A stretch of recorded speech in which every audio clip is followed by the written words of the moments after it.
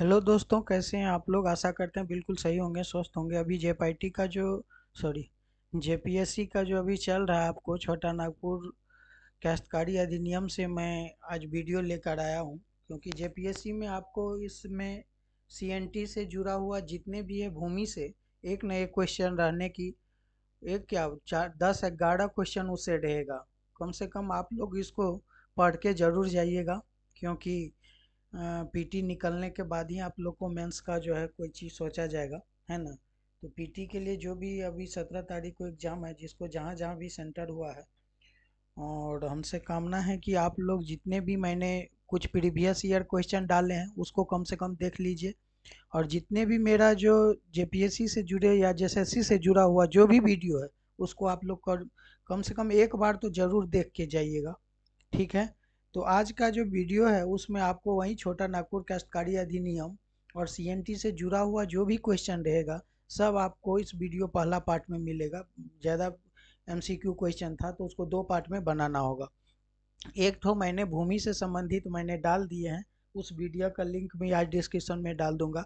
तो आप लोग जा करके वहाँ से खोजना नहीं पड़ेगा, डिस्क्रिप्शन में जाइएगा मोर बटन पर, फिर वहाँ से आप उस पर क्लिक करके डायरेक्ट वहाँ से जा करके उस वीडियो को देख सकते हैं। ठीक है। तो आज के सेशन में जो हम लोग स्टार्ट करने वाले हैं, 1 नंबर क्वेश्चन से देखेंगे कि क्या छोटा नागपुर काश्तकारी अधिनियम में कब लागू हुआ और ये इसमें क्या क्या क्वेश्चन बन पाता है। ठीक है। तो चलिए हम लोग आज स्टार्ट करते हैं। पहला क्वेश्चन है, छोटा नागपुर काश्तकारी अधिनियम को कब लागू किया गया, ये पूछ रहा है। ये छोटा नागपुर जो काश्तकारी अधिनियम है, इसको लागू कब किया गया, यहाँ क्वेश्चन ये पूछ रहा है। तो उसका सही उत्तर हो जाएगा आपको ऑप्शन नंबर बी, 11 नवंबर 1908 को। ठीक है, उसको आप लोग याद रखेंगे। नेक्स्ट नंबर क्वेश्चन कह रहा है कि छोटा नागपुर काश्तकारी अधिनियम जो था, उसका खाका किसने तैयार किया था। उसका जो खाका है ये तैयार किया था आपको ऑप्शन नंबर बी में John H Hopman. John H Hopman ने उसको छोटा नागपुर काश्तकारी अधिनियम खाका को तैयार किया था। इसलिए ये क्वेश्चन बहुत ही बीबीए है, उसको ज़रूर एक बार रट के जाइएगा। नेक्स्ट नंबर क्वेश्चन है कि छोटा नागपुर काश्तकारी अधिनियम निम्न में से किस अधिनियम से प्रभावित है, ये पूछ रहा है। तो छोटा नागपुर काश्तकारी अधिनियम जो है बंगाल काश्तकारी अधिनियम से प्रभावित है, उसको आप लोग याद रखेंगे। ऑप्शन सी बिल्कुल सही जवाब है। बोल रहा है छोटा नागपुर काश्तकारी अधिनियम को निम्न में से किस प्रमंडल में लागू किया गया। तो ये जो लागू किया गया है ये आपको तीनों प्रमंडल में लागू है, उत्तरी दक्षिणी पलामू प्रमंडल। इसीलिए उसका सही उत्तर हो जाएगा ऑप्शन डी, उसको आप लोग याद रखेंगे। नेक्स्ट नंबर क्वेश्चन कहता है कि छोटा नागपुर काश्तकारी अधिनियम को कुल कितने अध्यायों में विभाजित किया गया है। तो उसको जो है 19 अध्याय में विभाजित किया गया है, इसीलिए ऑप्शन सी बिल्कुल सही है। नेक्स्ट नंबर क्वेश्चन कर रहा है छोटा नागपुर काश्तकारी अधिनियम में कुल कितनी धाराएं हैं, ये पूछ रहा है। छोटा नागपुर काश्तकारी अधिनियम जो है उसमें धाराओं की संख्या 271 है, तो ऑप्शन ए बिल्कुल सही जवाब है।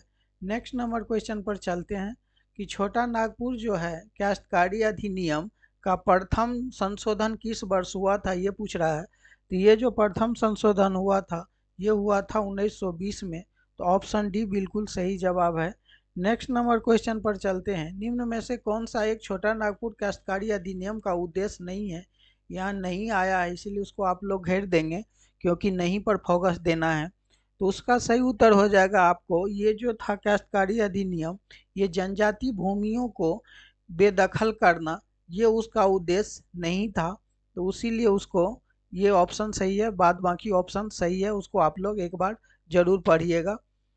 देखिए आ गया सीएनटी एक्ट के तहत ऐसी जंगली भूमि जिसके भूस्वामी के अतिरिक्त किसी अन्य कृषक को भी तैयार की गई हो, उसे क्या कहलाता है।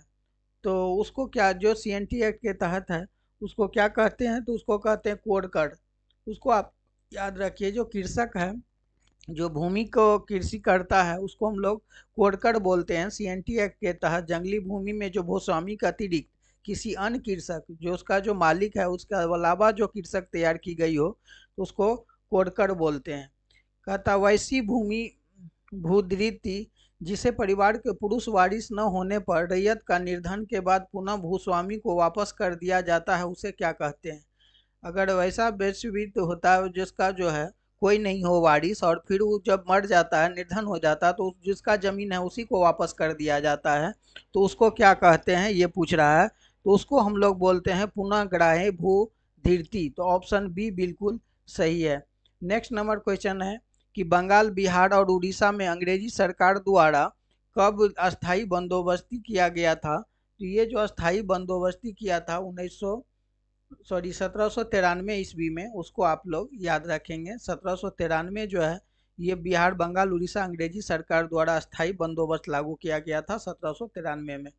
बोलता है छोटा नागपुर काश्तकारी अधिनियम के तहत कृषि वर्ष का तात्पर्य क्या है? तो इस तात्पर्य क्या है ये पूछ रहा है। तो इसका तात्पर्य है कि वह वर्ष जो किसी स्थानीय क्षेत्र के कृषि कार्य हेतु प्रचलित हो। तो ये उसका जो है तात्पर्य है, इसीलिए ऑप्शन बी इसका बिल्कुल सही जवाब है, उसको याद रखिएगा। बोलता छोटा नागपुर काश्तकारी अधिनियम के तहत जोत का तात्पर्य क्या है? चार ऑप्शन है आपके पास, आप लोग उसका आंसर कमेंट्स में दे सकते हैं। वीडियो अच्छा लगे तो शेयर करते रहिए और सब्सक्राइब कर लीजिए जो नए हैं, और बेल आइकन दबाइए। जब ये हम लोग नोटिफिकेशन जाएगा आपको बेल आइकन दबाए रहिएगा, तो आप लोग पढ़ करके जो भी जनरल कंपटीशन से जुड़ा हुआ एमसीक्यू आपको मिलेगा वहाँ इस वीडियो के तहत और इस चैनल के तहत, ठीक है।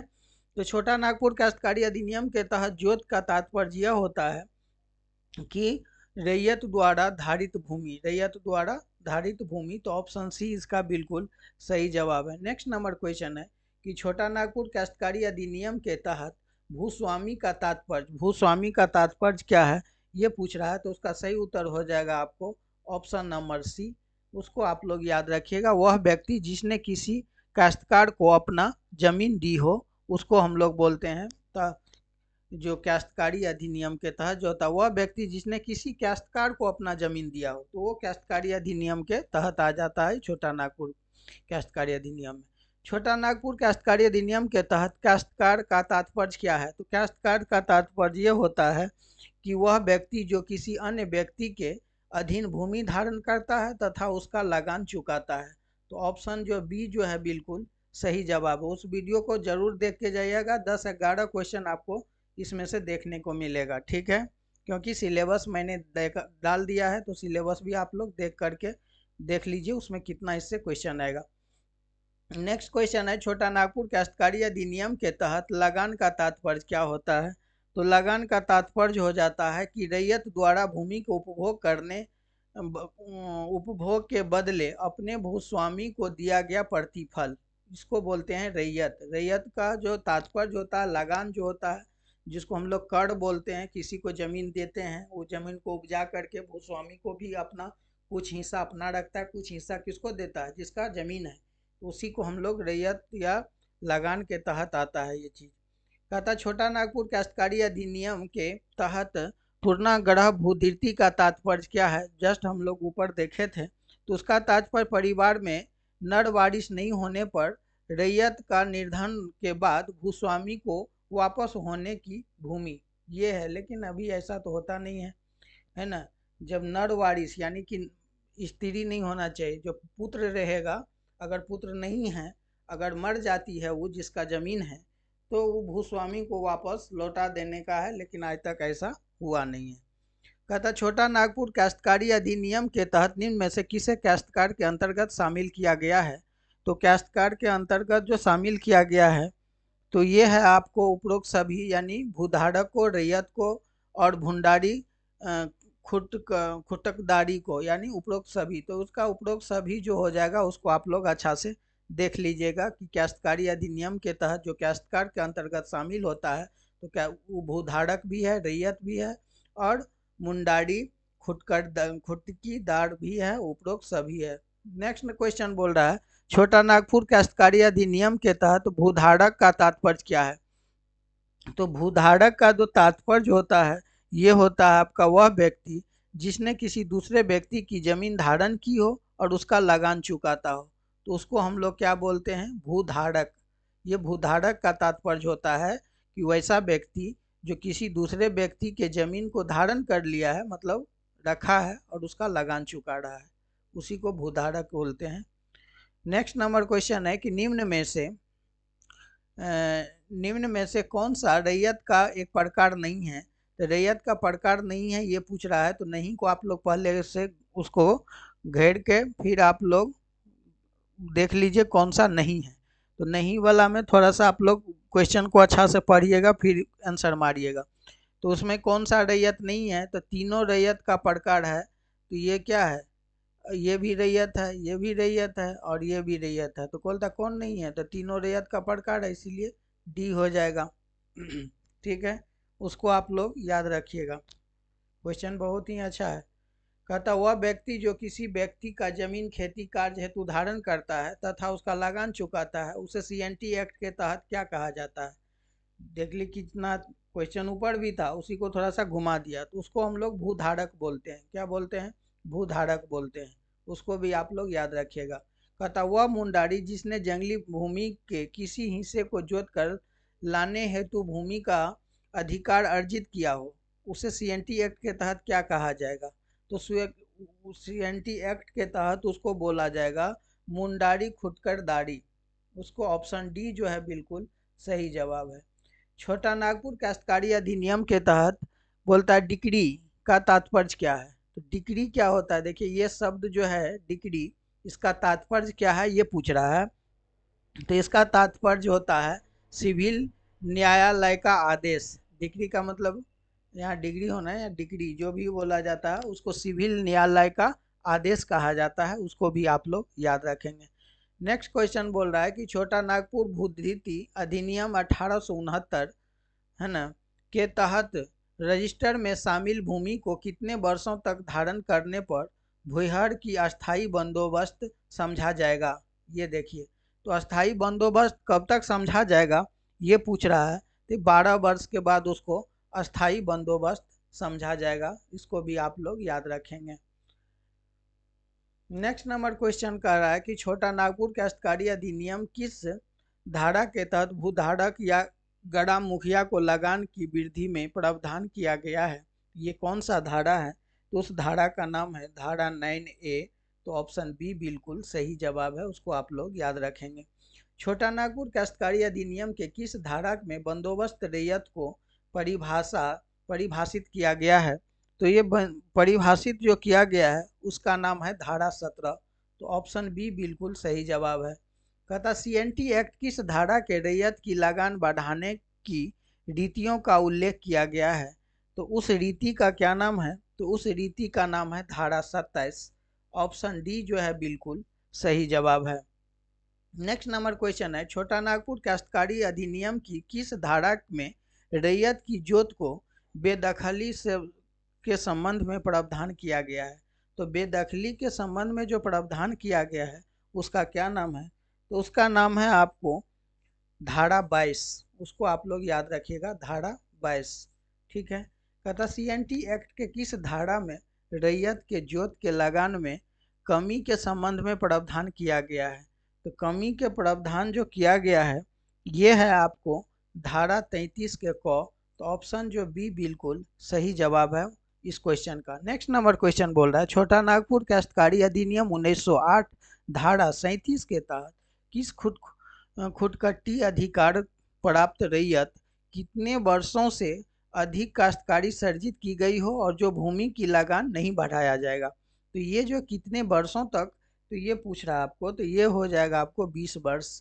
तो ऑप्शन सी जो है उसका बिल्कुल सही जवाब है। नेक्स्ट नंबर क्वेश्चन आ रहा है छोटा नागपुर काश्तकारी जो अधिनियम है 1908 जिसका धारा 41 के तहत निम्न में से किस आधार पर किसी अनिधिभोगी रैयत को बेदखल किया जा सकता है ये पूछ रहा है।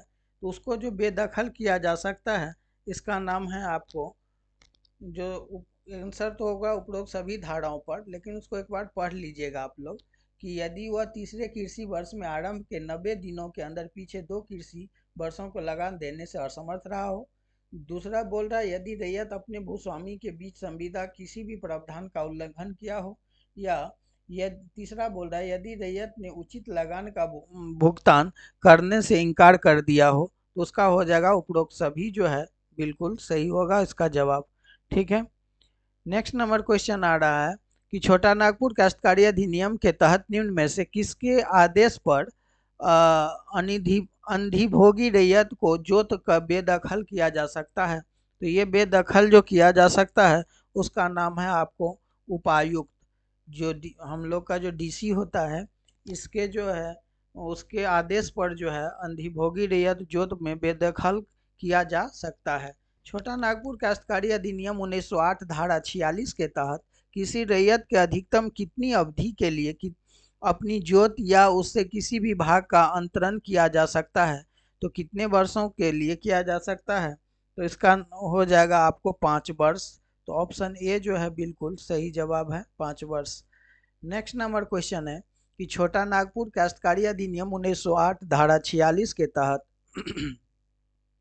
कोई रैयत कितने वर्षों से कम किसी अवधि के लिए अपनी जोत या उसे किसी भाग के भूगत बंध और बंधक किया जा सकता है? तो ये पूछ रहा है। इसका सही उत्तर हो जाएगा आपको ऑप्शन नंबर बी, 7 वर्ष। उसको आप लोग याद रखिएगा। नेक्स्ट नंबर है 35 नंबर क्वेश्चन। छोटा नागपुर काश्तकारी अधिनियम 1908 धारा 46 के तहत कोई रैयत किसी भी बंधकदार को 15 वर्षों से कम किसी अवधि के लिए अपनी जोत को भूगत बंधक कर सकता है? ये पूछ रहा है। तो ये भूगत बंधक जो कर सकता है उसका नाम है, ऑप्शन ए होगा उसका सही उत्तर, बिहारी और उड़ीसा सरकारी समितियां अधिनियम 1935 के अधीन पंजीकृत हो सकता है। नेक्स्ट नंबर क्वेश्चन है छोटा नागपुर काश्तकारी अधिनियम 1908 है ना, 1908 और धारा 46(3)(a) के तहत किसी जोत के मामले में पक्षकार अनुसूचित जनजाति को दूसरा पक्षकार अनुसूचित जनजाति नहीं हो तो ऐसे वाद में निम्न में से कौन सा आवश्यक रूप से पक्षकार होगा? तो उसका जो निम्न रूप से पक्षकार जो होगा ये होगा उपायुक्त यानी डीसी। उसको आप लोग याद रखेंगे। नेक्स्ट नंबर क्वेश्चन है कि छोटा नागपुर काश्तकारी अधिनियम 1908 धारा कौन सा धारा के तहत न्यायालय के किसी भी रैयत के जोत के विक्रय हेतु आदेश की पारित नहीं किया जाएगा? तो ये धारा कौन सा होगा? तो ये धारा होगा आपको 47, याद रखिएगा। 47 धारा के तहत जो है ये होगा। नेक्स्ट नंबर क्वेश्चन है छोटा नागपुर काश्तकारी अधिनियम 1908 धारा 53 के तहत निम्न में से किस रीति से लगान का भुगतान किया जाएगा? ये जो लगान का भुगतान किया जाएगा माल कचहरी में या डाक मुद्राएं देश द्वारा। तो ऑप्शन ए जो है उनका बिल्कुल सही जवाब होगा। नेक्स्ट नंबर क्वेश्चन बोल रहा है छोटा नागपुर काश्तकारी अधिनियम 1908 धारा 58 के तहत, यहाँ देखिए 58 धारा का चर्चा हो रहा है, तो तहत अधिकतम कितने वर्षों की दर से साधारण ब्याज से प्रभावित किया जा सकता है? तो उसका जो रेट रहेगा कितना प्रतिशत रहेगा उसका दर, वार्षिक दर ये पूछ रहा है। तो उसका वार्षिक दर हो जाएगा आपको 6.25%। समझे? उसको आप लोग याद रखेंगे। बहुत ही अच्छा क्वेश्चन है सभी। छोटा नागपुर काश्तकारी अधिनियम 1908 के किस धारा के तहत किसी भूस्वामी द्वारा काश्तकार से लगान के अतिरिक्त अवैध रकम वसूलने पर दंड का प्रावधान किया गया है? तो ये जो दंड का प्रावधान किया गया है ये धारा 63 के अनुसार किया गया है। तो उसको आप लोग अच्छा से याद रखिएगा। जैसे भी ट्रिक हो, जैसे भी आपको सेट हो दिमाग में, उसको सेट करना है और आप लोग को याद रखना है। और ये वीडियो कैसा लगा उसको भी कमेंट्स कीजिए। जहाँ तक कोई भी चीज़ रहता है उसको बताइए। आप लोग कमेंट्स करते हैं तो अच्छा लगता है ना। जैसे समय बचेगा मैं रिप्ले जरूर करूँगा। छोटा नागपुर काश्तकारी अधिनियम 1908 की धारा कौन सा, मतलब पूछ रहा है कौन से के तहत सरकार किसी बंजर भूमि को बंदोबस्त किया जा सकता है? ये कौन सा धारा है ये पूछ रहा है। तो ये जो धारा है आपको उसको आप लोग को याद रखना है। ये धारा है आपको ऑप्शन बी 63 के क, ऊपर हम लोग 63 देखे थे और 63 के क में दे दिया है कि कोई भी बंजर भूमि जो है उसको आप बंदोबस्त किया जा सकता है। ये धारा 63 के क के अनुसार और 1908 काश्तकारी अधिनियम। छोटा नागपुर काश्तकारी अधिनियम 1908 के तहत कोडकर को क्या तात्पर्य है? ये कोडकर का मतलब इससे क्या तात्पर्य है ये पूछ रहा है। तो कोडकर का किसी रैयत द्वारा बंजर या पड़ती भूमि को कोड कर तैयार की गई भूमि। कोई बंजर भूमि है जिसको हम लोग क्या करते हैं उसको कोड पोड़ के उपजाऊ भूमि या उसको तैयार कर लेते हैं खेती बाड़ी के लिए, तो उस समय को भूमि को हम लोग कोड़कर भूमि यानी कोड़ के जो तैयार करते हैं। ठीक है। नेक्स्ट नंबर क्वेश्चन है कि छोटा नागपुर काश्तकारी अधिनियम 1908 के किस धारा के तहत उपायुक्त के आदेश पर भूमि को कोड़कर में परिवर्तित किया जा सकता है। तो ये भी डीसी से ही आपको ऑर्डर लेना होगा, तभी आप उसको तोड़ सकते हैं। तो किस धारा में दिया गया है ये पूछ रहा है, तो उस धारा का नाम है धारा 64 यानी धारा 46 के तहत ये आप कर सकते हैं। नेक्स्ट नंबर क्वेश्चन बोल रहा है कि छोटा नागपुर काश्तकारी अधिनियम 1908 की धारा 47 क के तहत कोड़कर में परिवर्तित किसी भूमि पर कितने वर्षों के तक लगान दे नहीं होगा। तो कितने वर्षों तक लगान दे नहीं होगा ये पूछ रहा है, तो इसका सही उत्तर हो जाएगा आपको 4 वर्ष। तो ऑप्शन सी जो है बिल्कुल सही जवाब है, उसको भी आप लोग याद रखेंगे। नेक्स्ट नंबर क्वेश्चन बोल रहा है छोटा नागपुर काश्तकारी अधिनियम 1908 की धारा कौन सा धारा रहेगा जो इसके तहत राज्य सरकार भूस्वामी काश्तकारी और अन्य व्यक्तियों के बीच जल उपयोग के बहाव से संबंधित विवादों का समाधान करने तथा उसका सर्वेक्षण करने का आदेश राजस्व अधिकारी को दे सकती है। ये किस धारा में दिया है ये पूछा। हर एक क्वेश्चन आपको लगेगा पूछने वाला ही है। तो धारा 82 यानी 82 धारा में ये चीज का प्रावधान है, इसलिए आप लोग क्वेश्चन को बार बार पढ़ के याद कर लीजिए। छोटा नागपुर काश्तकारी अधिनियम 1908 के किस धारा में भूस्वामी को विशेषाधिकार युक्त भूमि का परिभाषा दी गई है। तो ये जो धारा किस में दिया गया है ये आपके लाइफ से भी जुड़ा हुआ बहुत ही अच्छा चीज होगा। जो झारखंड के वासी हैं उसके लिए होगा धारा 118। ऑप्शन डी जो है बिल्कुल सही जवाब है 46 का। नेक्स्ट नंबर क्वेश्चन है कि छोटा नागपुर काश्तकारी अधिनियम 1908 धारा 118 के तहत भूस्वामी विशेषाधिकार युक्त भूमि में निम्न में से कौन से शामिल हैं। कौन सा से शामिल यानी कौन सा शामिल है या निम्न में से कौन शामिल है। तो हम लोग चारों ऑप्शन को देखते हैं फिर पता चल जाएगा। जिसे भूस्वामी उपकरणों या अपने सेवकों द्वारा जोतता है। बी बोल रहा किसी अधिकारी द्वारा 1 वर्ष से अधिक अवधि को पट्टे या अथवा 1 वर्ष या उससे कम अवधि को लिखित या मौखिक पट्टे पर धारित हो। वैसा भूमि जो रांची और धनबाद जिलों को छोड़कर सिंहभूमि जिले में पटमदा, ईचागढ़ या चांडिल थानों से छोड़कर छोटा नागपुर मंडल में जीरात के रूप में ज्ञात हो। तो उपरोक्त में सभी शामिल है, उसको भी आप लोग याद रखिएगा। बहुत ही अच्छा क्वेश्चन है ये और बार बार ये पूछा वाला क्वेश्चन है। आप लोग देख लेंगे किसको पट्टा लिखना है किसको नहीं लिखना है, कौन सा सीएनटी एक्ट के तहत होता है। ये सभी आप इस क्वेश्चन के जरिए आप लोगों का क्वेश्चन का ऑब्जेक्टिव कैसे बनेगा ये ऑब्जेक्टिव मैंने उठाया है। ये बहुत बड़ी चीज़ है, आप लोग उसको रटा मार के जाइए। कहता छोटा नागपुर काश्तकारी अधिनियम 1908 के किस धारा के तहत मुंडारी को खुटिकदारी काश्तकारी के अंतरण को प्रतिबंधित किया गया है। तो ये कौन सा धारा है। तो इस धारा का नाम है आपको धारा 240, उसको भी आप लोग याद रखिएगा। नेक्स्ट नंबर क्वेश्चन कर रहा है छोटा नागपुर काश्तकारी अधिनियम के तहत भूमि के लगान में परिवर्तन करने का हेतु कौन अधिकृत है। तो भूमि में परिवर्तन करने हेतु जो उपयुक्त होता है वो होता है आपको जिला उपायुक्त, जिसको हम लोग बार बार डीसी के नाम से जानते हैं। यही हम लोग का डिस्ट्रिक्ट जो होता है हेड उसको जिला उपायुक्त बोलते हैं। कहता छोटा नागपुर काश्तकारी अधिनियम के अंतर्गत लगान का भुगतान कैसे होता होगा ये पूछ रहा है। तो लगान का जो भुगतान होता है ये कृषि वर्ष की तिमाही या अंतिम दिन में किया जाता है। तो वार्षिक जो कृषि वर्ष होता है उसके तिमाही के अंतिम दिन किया जाता है, वो आता है लगान भुगतान के अंतर्गत। ठीक है। नेक्स्ट नंबर क्वेश्चन बोल रहा है छोटा नागपुर काश्तकारी अधिनियम के तहत आयुक्त को कोर्ट का निर्णयों के विरुद्ध कहाँ अपील किया जा सकता है।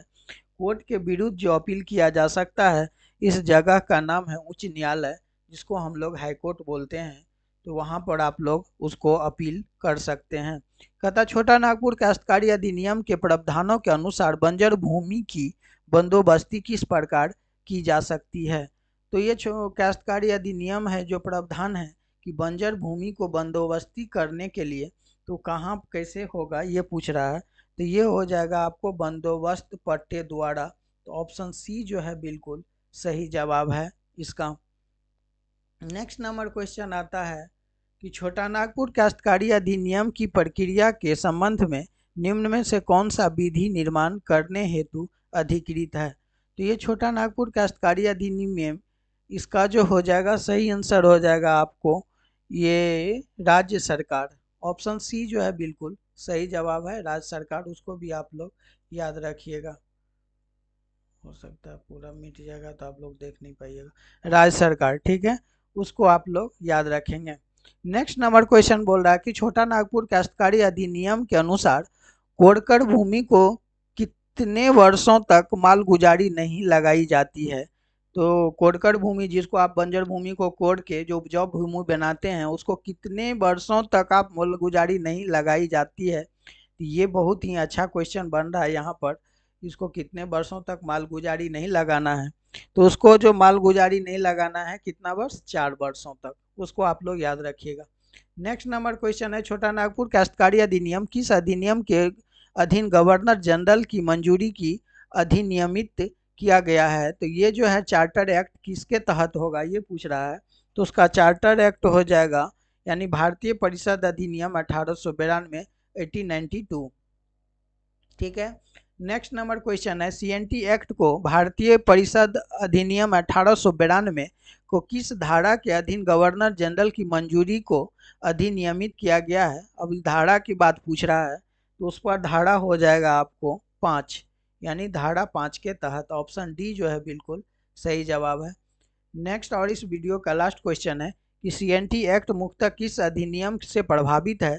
सीएनटी एक्ट जो किस अधिनियम से प्रभावित है ये पूछ रहा है। ये सब क्वेश्चन छोड़ने वाला नहीं है, उसको भी मान लीजिए। तो ये जो क्वेश्चन हो जाएगा आपका, ये बंगाल काश्तकारी अधिनियम 1897, उसको आप लोग याद रखिएगा। ऑप्शन सी जो है बिल्कुल सही जवाब है। वीडियो कैसा लगा कमेंट्स में बताइए आप लोग। अभी तक मैंने बता दिए, नेक्स्ट में भी मैंने वीडियो डाल दूंगा क्योंकि आप लोग को परसों एग्जाम है।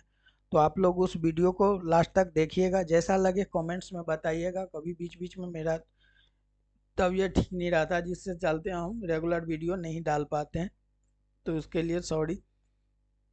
चलिए, तो वीडियो कैसा लगा आप लोग कमेंट्स में बताइए और पूरे फुल वॉच कीजिए वीडियो को, बीच में स्किप मत कीजिए। आप लोग थोड़ा सा वीडियो देखते हैं फिर छोड़ देते हैं।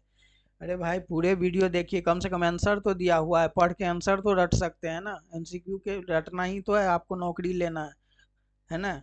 तो चलिए, आप लोग वीडियो को लास्ट तक देखने के लिए बहुत बहुत धन्यवाद। Thank you very much.